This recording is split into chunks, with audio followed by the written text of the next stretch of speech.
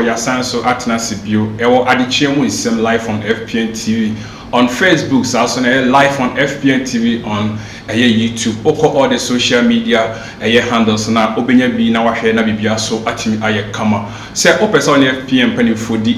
edin sawoso abebia na the screen no ha on se number na screen so kama obefa na woni panifo atwetwen komo se opese yebo bibi hu dawru de ma odwuma bi anase woniema bi a se bi woton hu dawru ema ofa number na woni panifo atwetwen komo yebebo hu dawru so ede amount enne samatranse dia yeba bidin komo afa untumi sensem no hoye me se enani 3 days ana yetena so ewo ye fidium ha na yetutu ne srani abasa di hu komo untumi case Ghana panifo NDC amaniku no omode eye untumi efa so no yetena so na yedi hu komo no na chese papa na ogusu ewo eye empanifo na CID4 akachia omo enja no emane enkoye na utie se the story no esitia sa oba eye oman konkon Ghana mu eye constitution mra no de echene se obi empanifo anase national security efre eye obi a anase se yefre obi se ye investigating na ewo se wotimi edi just 24 hours ewo eye aban akache for investigation na enne yada sorry na ndra ye dwen se untumi after se omode tabono ton so se ometua 50 million eye Ghana cedis no na ye dwen se omotime release papa no we na enne ade chenye ye nya ntie se eye yokofo eche eye papa no still na ode so ewo yokofo akachia emra no se de ewo se enka empanifo ekono no enye sa ena yehuni se Ghana mpanimfo yokofo omode untumi enamu na we ena ye Ghana MPP amaniku no mpanimfo a omo parliament omo ka omo hobom na ne omo so mo ye kire kese pa na ye kire omo eye no omo atimi anante from parliament e de akwakopim e wo yokofo akachi a omo ye demonstration kese pa akwakoji ye papa ye friend untumi e de afri eye yokofo omo nsam MPP amaniku no so omotimi aputu almost self together na sa ensensem we ni bakwa ko video bi abana before say be video no untumi eso anase Kennedy a Japan akopre okon eden semi betudwa after all these videos no ye be ko ne akwa eno so producer wo ha ye nkohwe eye video eye parliament MPP mpanifo omonante from parliament house to eye yokofo eye office na omakwakoje untumi after say untumi atimi adi 20 anase 48 hours ewo eye yokofo akachi yenhwe ebra na mpanifo no omonante na omukopiem yokofo aso na make us say no dia MPP Brashebedwafo womo ati esimonten so a womo nam fom ebesen na womo akọ iyoko office na enchemu ene se yewra chama untumi a won ache no dia womo ebeyo mko demande the release investigative processes, and he is reporting and going back on a daily basis and reporting. And now MPP parliament omo nante we friend demonstration cool demonstration na omakwako pim ewo eye yoku aso ye na omakwakoje ye papa ye friend untumi na so yebusa se empanifo we kopimu ewo yoku aso ya omode untumi ebe masa empanifo ya na esanse se ohwe constitution of Ghana emrana ema kwan se ewo se investigation as we were under investigation ye be kipu nipa no for 48 hours which is 2 days ekoso ewo yoku aso ya police are still no yenhwe sa video no na 1 MP be a granting interview after sena omo enanti akopimu yoku aso ya no na yenti de na worker to intimidate him because of his role as Ashanti Regional Chairman of the MPP, who has been very vociferous in criticism of the NDC. This is politics, it's not law. It's politics, it's not law. And that's why we are following up Honorable, to go and make a case to them that this blatant abuse of the legal processes have to stop. Honorable, he's been granted bail. He's been able to secure one surety. Why wouldn't you put yourself together to join him the other surety? listen, it is setting a standard that tomorrow you may not get people to come and do that for you if this new standard is accepted. And that's why all of us have to fight against it. But is it the first time somebody is being given 50 million bail? You should check. And this is deliberately aimed at ensuring that they will have difficulty in meeting it and therefore will be behind bars for a while. We're clear in our minds what is going on, and that's why all of you must be interested in ensuring that doesn't continue. What is going to happen when we get to Yoko? We will engage with officers. What if you are not granted access to the Yoko premises? We will engage with officers. Thank you very much. So I just spoke to Rambo Kojo Nkrumah, who tells me why the minority have decided to walk to Yoko in protest against the arrest and detention of Chairman Wontumi. We can see the leadership here, Alexander Fenya marking in the middle, leading the charge, Anodom Pre also, and all other minority members of parliament who are also here joining the walk from parliament to the Yoko headquarters here in Accra. Currently, we just passed by the law complex in Accra. We are a few minutes away from the Yoko head office.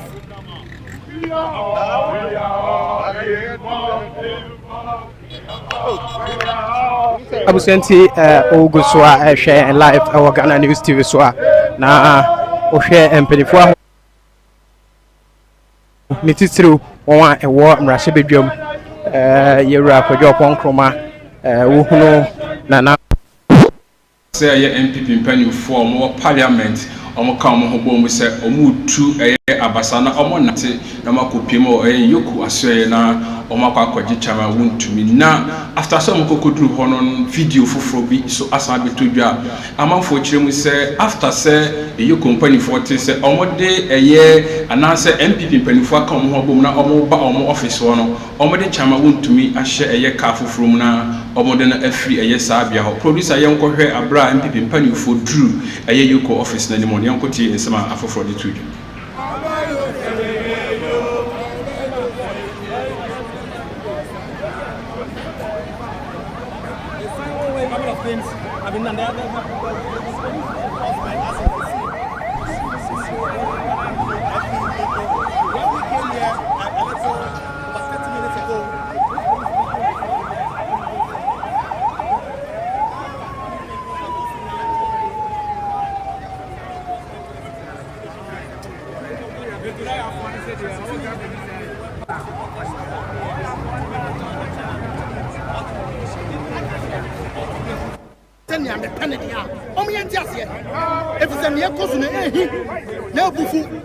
We have a well-structured system. Ghana, no, yenye banana republic. We have a laid-down structures. Your court, and it's a who do say we will be there on the first one. Nyame yan so be court. No ko boni kwadu. You write Chairman Wontumi. CID for na ton safren. Enye Yoko. CID for na ton safren. Wo ba ya huna beto tunano. Wo ye galamse, osime galamse. Ukro forest in Tumri forest nim. Osime nkomu. It is up to the state to do investigation. Near rest why you bonny and also on your bonny. So why you bonny? Mumba court of competent jurisdiction. And they didn't ask him. Mabe Chairman Wontumi at the National Yoko. 48 hours. Are we going by the Constitution of Ghana? And not to say if the NDC government, the Yura John Dramani Mahama Namambuonu, also on the own for Ghana Mrenya Juma. Now the Ghana Mrana Tonchain, no new Bugana send up at the only anti, and only a Bessian. No more me a catcher and say, Only Power, so won't we a four, won't we a four, sir, no wash a wood yet. If it's a 4 air Buebia or to say Nipa, Nancy to say Nipa, and to the Yadia San Yabakatre, you're right on the money. What else about? What else about?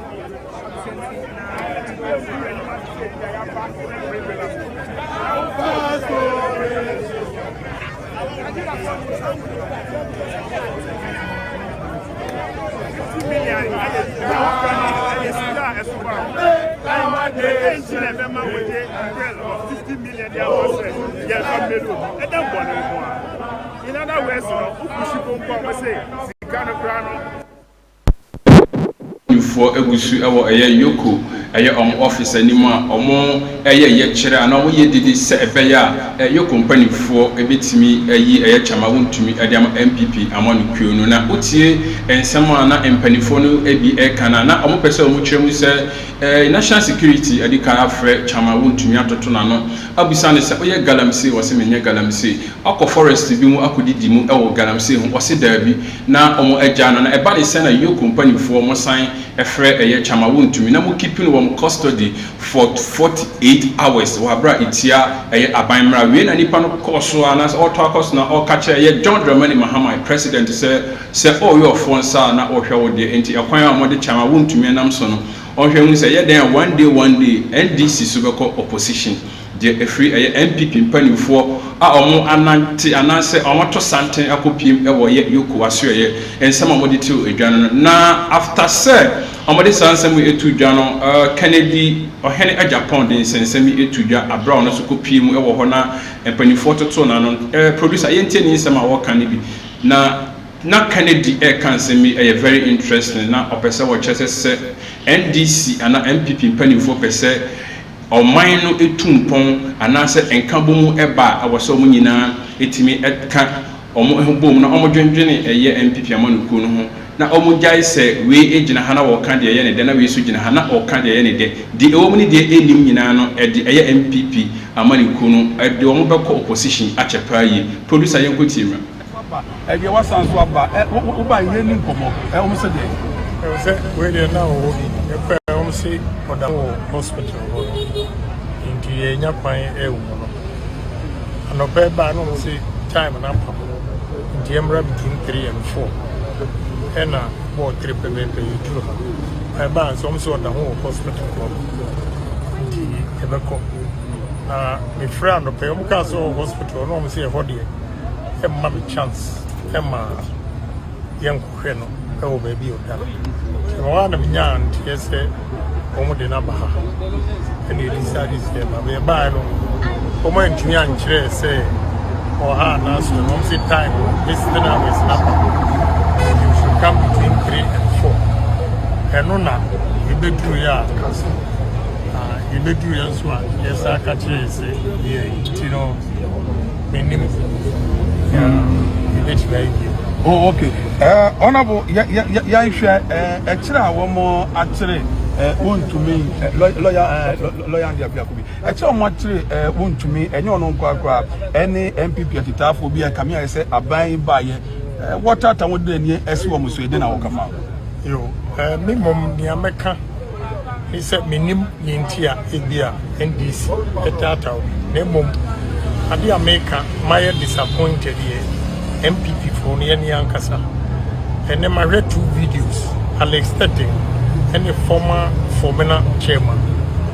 you know say assemble sana party the entire one na fei na your personal problems are your e dey beto abontin a divide party na am why because say NDC be win here a unity okay your parliament emre bia honorable at force in mo court NDC for no bobo red now my boycott to parliament omo court ni wie and sound omaba I don't know what has become of us say we MPP ni power bia obi pentino obi ehu basema ni jubilate emwe sema corner anas see a man 18 million na susu empire no kura na MPP for mom money thumbs up. Meanwhile, I defended the MPP. What do you say? And they won't tell me about share party for Alex Tete. Me go for no ankasa. Ko odi mechi obi afi say nya oye no meka ho. Enye enioma bia ebe boa party. Mumma ekro yembra party solidarity. Enyina so aye boni so. Can you believe say obi bisam say adentina me anti-corruption crusader na honorable Amia Kunfi me de medan command bail entre say we are guilty what you say until so be guilty no we entitled to bail be kofi any akasem and the mesre mu de we a MPP for no internal politics no ye take party no to yɛahwɛ ne a yɛbɛtena opposition nkyɛn sɛ yɛankyɛngyi saa suban wei na yɛama koro yɛ ama yɛnsua sɛnea na NDC foɔ yɛ ɛdeɛ na kyerɛ sɛ atofoɔ sen ɔdi bem anaa ɔdi fo baso ɔdi bim so ɔdi fo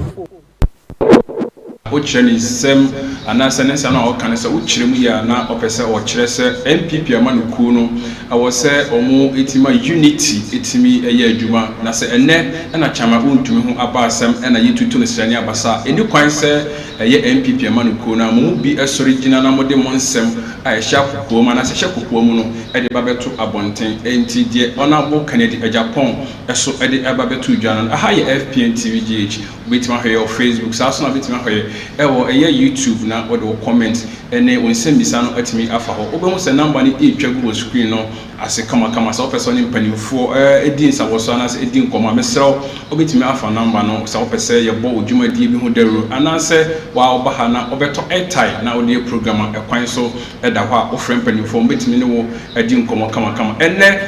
dwumadi ametena so eye chama wuntumi after say NDC amanuku no eba eye aban mu na mo fi se sika bi afa ne nsase na investigation gusu ekoso na yetime keep no wo eye yoko for 48 hours MPP mpanifo atimi ato santen anante from parliament akwakopi mo yoko eye office na omo ye ade a broni be kan ese demonstration edi etia yoko ananse NDC amanuku eno eho ensem na mede ba besom yegusu ayidi eye untumi ensem na achidie ebesan ba achidie no eye FPN TV eye adechemu nsem no yebesan tena so na ye de ba besom makra